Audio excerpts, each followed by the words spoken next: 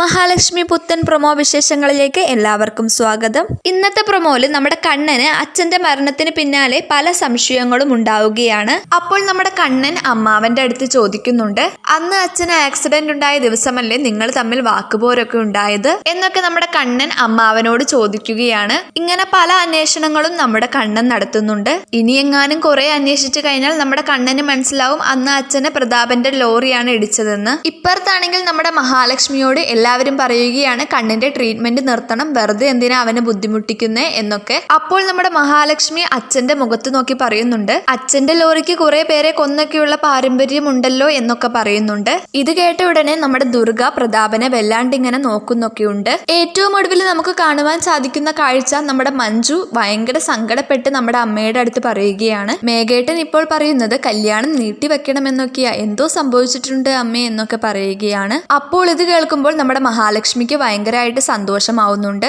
മേഘനാഥൻ ഞാൻ പറഞ്ഞതുപോലെയൊക്കെ ചെയ്തല്ലോ എന്നൊക്കെ വിചാരിച്ച് നമ്മുടെ മഹാലക്ഷ്മി സന്തോഷിച്ചു കൊണ്ടിരിക്കുകയാണ്.